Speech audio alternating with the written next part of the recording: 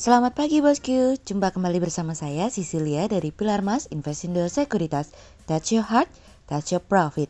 Nah, seperti biasa kita akan mulai saja nih market review kita hari ini, Kamis 1 April 2021 dengan episode April Hope.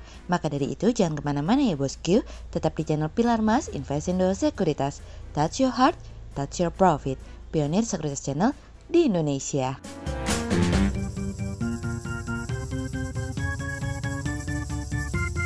Seperti biasa kita akan mulai dari Global Economics Calendar.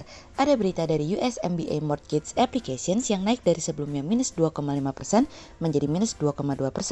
Kemudian ada dari US ADP Employment Change yang naik dari sebelumnya 176K menjadi 517K.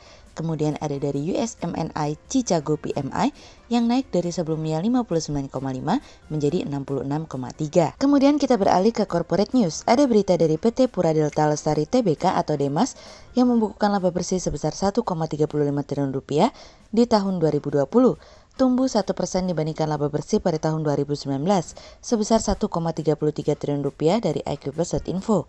Kemudian ada dari PT Bekasi Fajar Industrial Estate Tbk atau BES yang membukukan pendapatan sebesar 242,32 miliar rupiah hingga akhir tahun 2020 dari iqplus.info. Kemudian ada dari PT Bluebird Tbk atau BIRD yang mengalami penurunan pendapatan hingga periode 31 Desember 2020 menjadi 2,05 triliun rupiah dibandingkan dengan pendapatan 4,05 triliun rupiah di periode yang sama di tahun sebelumnya dari iqplus.info. Kemudian pada perdagangan hari Rabu tanggal 31 Maret 2021, IHSG ditutup melemah sebesar 85 poin atau 1,42% ke level 5.985. Sektor industri dasar, keuangan aneka industri, perkebunan, pertambangan, perdagangan properti, industri konsumsi bergerak negatif dan menjadi kontributor pada penurunan IHSG. Sementara investor asing mencatatkan penjualan bersih sebesar 1,1 triliun rupiah. Kemudian kita akan masuk ke market review kita hari ini. Cerita hari ini akan kita awali dari harapan di bulan April. Di tengah tekanan terhadap pasar saham dan obligasi, muncul sebuah harapan baru yang mungkin dapat menopang pasar. Harapan itu muncul dari Presiden Biden yang telah merepresentasikan rencana infrastrukturnya semalam dengan nilai 2,25 triliun dolar. Rencana ini merupakan rencana kedua setelah bantuan paket stimulus yang telah dikeluarkan sebelumnya sebesar 1,9 triliun dolar. Biden menyebut rencana stimulusnya itu dengan sebutan The American Jobs Plan, yang dimana Biden menyampaikan program 8 tahun yang di dalamnya mencakup 620 miliar dolar untuk transportasi dan 650 miliar dolar untuk air bersih dan internet broadband berkecepatan tinggi. Tidak hanya itu saja nih bosku, Biden juga akan mengalokasikan 580 miliar dolar untuk manufaktur di Amerika yang akan mencakup 180 miliar dolar untuk program penelitian dan pengembangan non-pertahanan, serta ada anggaran sebesar 400 miliar dolar untuk perawatan orang tua dan penyandang disabilitas. Biden mengatakan bahwa dirinya terbuka untuk ide-ide baru yang bisa dijadikan alternatif dari anggota parlemen termasuk Partai Republik. Tujuan Biden untuk menerbitkan rencana stimulus tersebut adalah karena dirinya bertekad untuk mendorong berbagai program yang dapat menopang daya saing Amerika yang tengah mengalami penurunan agar dapat melawan dan bersaing dengan negara-negara lain terutama yang dipimpin oleh China. Presiden seperti dalam kampanyenya mengatakan bahwa Biden ingin pajak dinaikkan, mulai dari kenaikan pajak penghasilan perusahaan menjadi 28% dan menetapkan pungutan minimum sebesar 21% atas pendapatan perusahaan global. Meskipun pengeluaran tersebut nantinya bersifat sementara, namun kenaikan pajak akan bersifat permanen. Setidaknya ada undang-undang baru yang dapat mengubah hal tersebut. Rencana tersebut juga akan difokuskan oleh Biden untuk mengatasi ketidaksetaraan dan apa yang dijanjikan oleh pemerintah akan menciptakan jutaan lapangan pekerjaan, banyak di antaranya yang masuk dalam serikat pekerja. Mitch McConnell, pemimpin mayoritas dari Senat, mengatakan bahwa rencana tersebut seperti kuda Troya, yang dimana kuda Troya tersebut disebut sebagai infrastruktur, namun di dalam kuda Troya tersebut akan ada lebih banyak uang pinjaman, kenaikan pajak besar-besaran di semua bagian sektor perekonomian produktif Amerika. Biden akan membawa beberapa utusan dari Partai Republik untuk mengadakan negosiasi dengan etikat baik untuk dapat melanjutkan program tersebut. Namun, apabila Partai Republik tidak setuju dengan rancangan undang-undang infrastruktur tersebut, Biden bisa terus melangkah tanpa adanya dukungan dari Partai Republik, karena anggota Partai Demokrat di Kongres dapat memasukkan lebih banyak proposal Biden ke dalam satu atau lebih undang-undang rekonsiliasi anggaran, yang dimana hal tersebut dapat diputuskan hanya dengan suara mayoritas sederhana dari Senat, meskipun nantinya akan ada pertentangan. Biden sendiri juga akan mengalokasikan pendanaan terkait dengan transportasi sebesar 174 miliar dolar untuk kendaraan listrik termasuk insentif pajak bagi konsumen yang membeli mobil buatan Amerika untuk menjaga perubahan iklim. Biden berencana untuk meluncurkan paket keduanya ini pada pertengahan bulan April. Kenaikan pajak tidak akan mudah bagi Biden karena rencana Biden tersebut sudah menimbulkan banyak tanggapan baik positif maupun negatif. Proposal jangka panjang selama 8 tahun tersebut yang bernilai 2,25 triliun dolar merupakan proposal lanjutan dari proposal sebelumnya.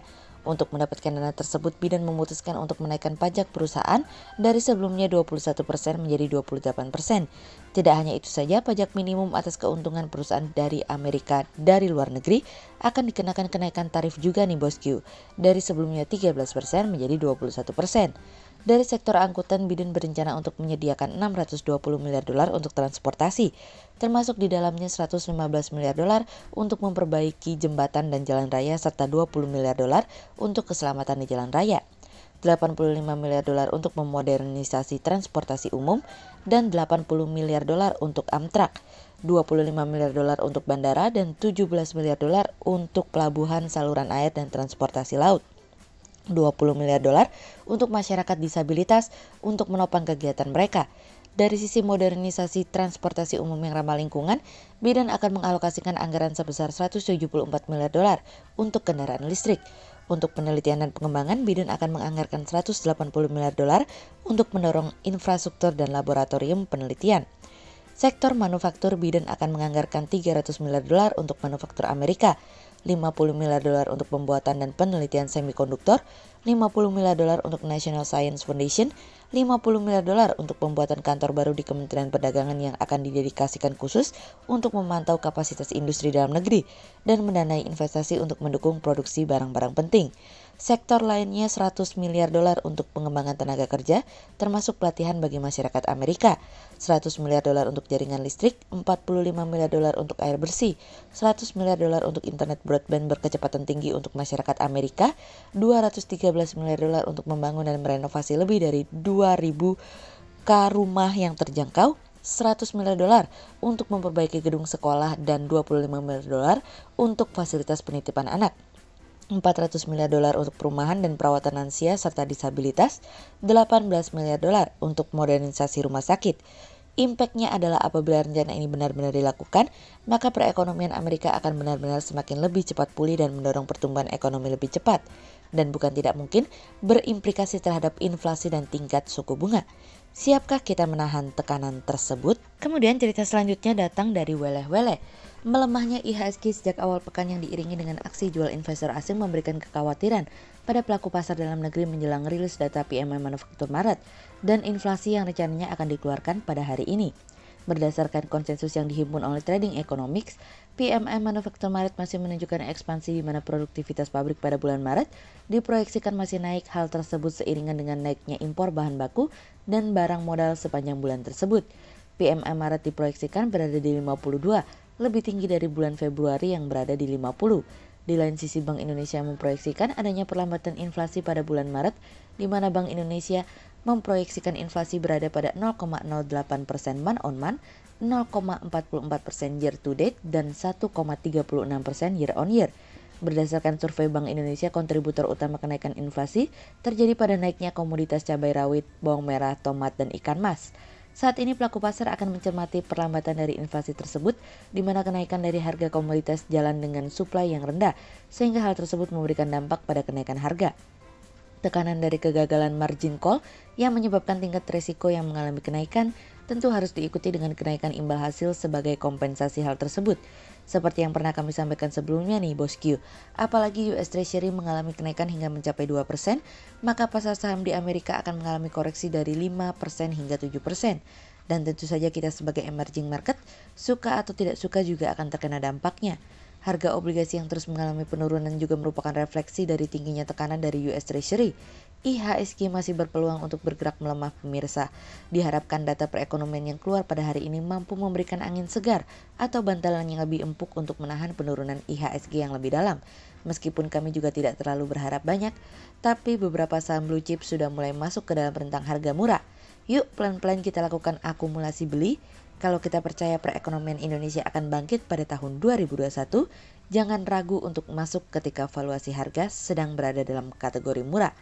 Sehingga berdasarkan technical analisa, kami melihat saat ini IHSG memiliki peluang bergerak melemah dan ditradingkan pada level 5.962 hingga 6.154. Rencana Biden mungkin saja dapat memberikan euforia sehingga berpeluang untuk mengalami penguatan. Tetap perhatikan perubahan arus ya bosku. Berikut stock watch pilar emas hari ini ya bosku. Yang pertama ada dari TLKM, kemudian yang kedua ada dari ISAT, dan yang ketiga ada dari TEBIK. Berikut dua saham yang kami analisa hari ini ya bosku. Yang pertama ada dari Demas atau PT Pura Delta Lestari Tbk yang membukukan laba bersih sebesar 1,35 triliun rupiah di tahun 2020, tumbuh 1% dibandingkan laba bersih pada tahun 2019 sebesar 1,33 triliun rupiah.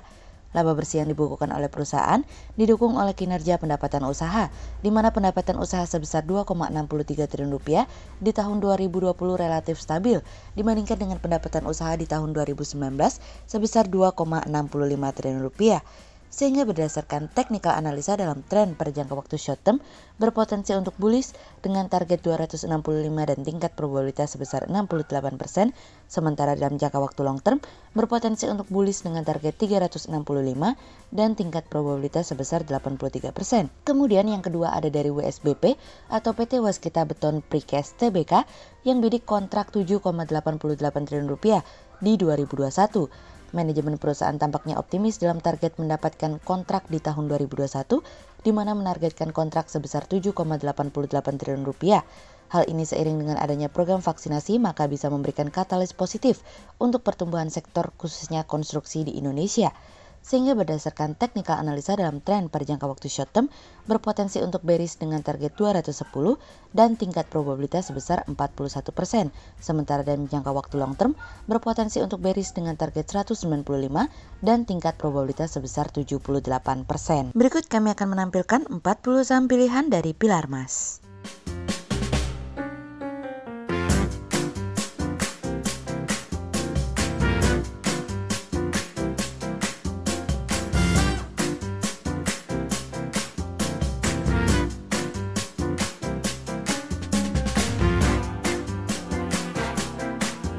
Sekian untuk review market kita kali ini ya bosku. Untuk info lebih lengkapnya bosku bisa download PDF dengan klik link di bawah video ini, atau bisa juga langsung akses ke website kami di www.pilarmas-investindo.co.id. Dan jangan lupa untuk selalu jaga kesehatan buat para bosku ya. Kita akan bertemu lagi besok pagi untuk market review yang berikutnya. Jadi jangan lupa like, subscribe, dan tonton terus channel Pilar Mas Investindo Sekuritas. Touch your heart, touch your profit. Pionir Sekuritas Channel di Indonesia.